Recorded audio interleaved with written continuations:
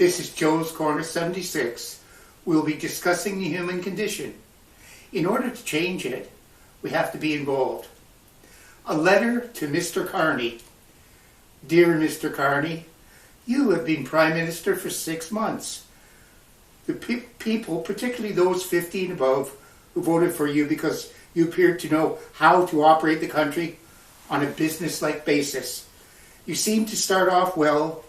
You promised to turn Canada into an energy superpower and jumpstart our economy. You proposed a one Canada solution for us, removing interprovincial trade barriers, fast-tracking our resources and energy products to give us a powerful economy. You were the one who could negotiate with Trump. How has that gone? We need to get our own house in order.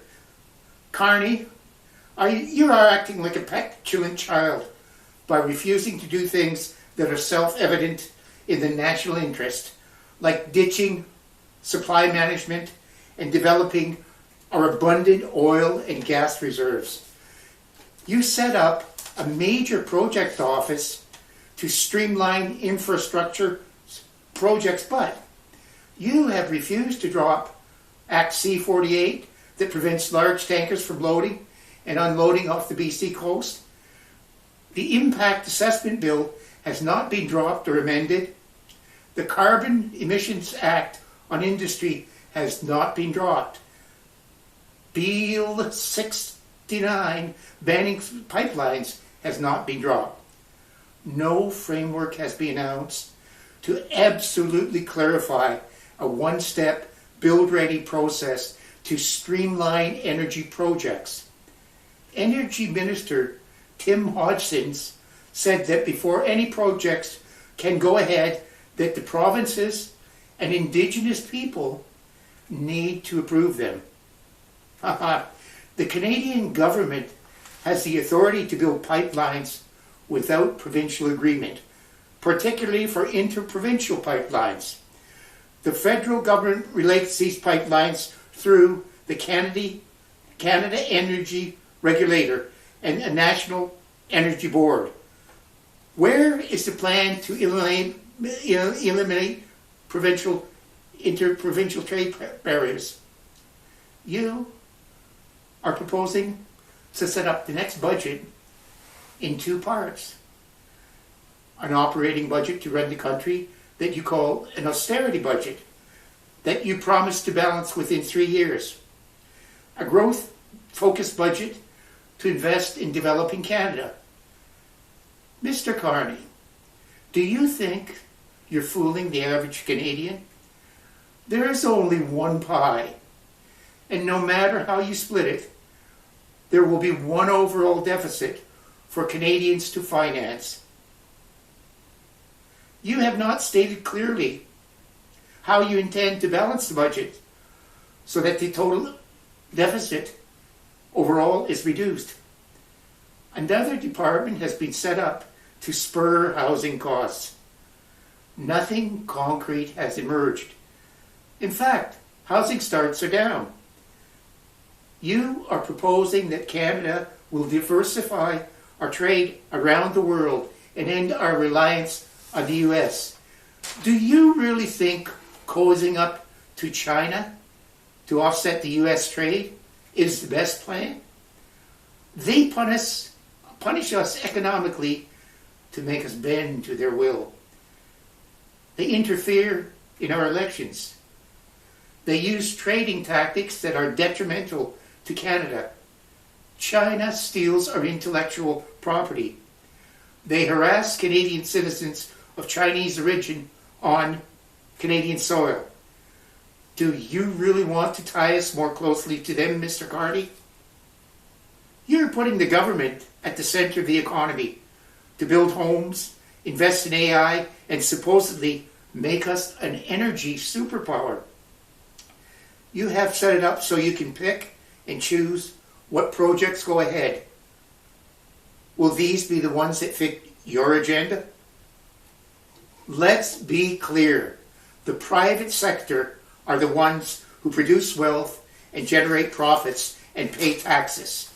In your speech on October 22nd, 2025, you said the government was making generational investments that would transform the economy, but this would require sacrifice. Many young people will tell you they have already made sacrifices by seeing their hopes for housing vanish, good jobs, and safe neighborhoods to live in. Mr. Carney, you are supposed to be the Prime Minister of all Canadians in all regions and to act in their best interest.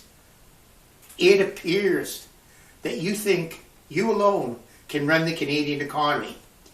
This country is not some corporate deal that can be settled between people behind closed doors. Mr. Carney, you need to challenge the Canadian people and inspire them to sacrifice. Drop all the roadblocks that are now stopping rapid resource development. Get the rare minerals and others out of the ground. Process them here and let's sell them to the world. We no longer can afford to take 15 to 10 or 10 years to get mines going. Drop the regulations hindering the rapid development of fossil fuels. We have the third largest natural gas reserves in the world and the fourth largest oil reserves in the world.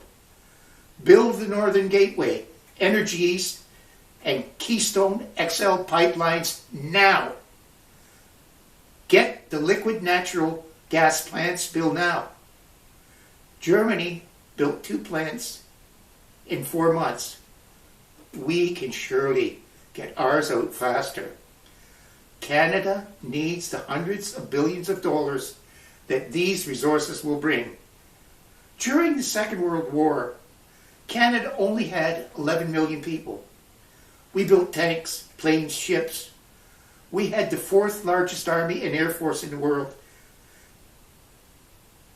as well as private enterprise was the driver that accomplished this. Mr. Carney, we are facing an economic war today. Use this government as the catalyst that creates the conditions for private industry to turn us out into the energy superpower we know we can be. Bold action, a strong vision, and most specifically for you and your government to put aside all political agendas and save Canada. Invite all parties to form an economic war cabinet. Canadians will rally and sacrifice if, only if, we see bold leadership with vision and the guts to push the agenda through, regardless of the political cost to you and your Liberals. Do you have any opinions for Canada to grow? Follow me on Facebook, Instagram, and YouTube at Joe's Corner 76. You can hear me on Apple, Spotify, and YouTube at Joe's Corner 76. Please hit the subscribe button on my YouTube channel at Joe's Corner 76.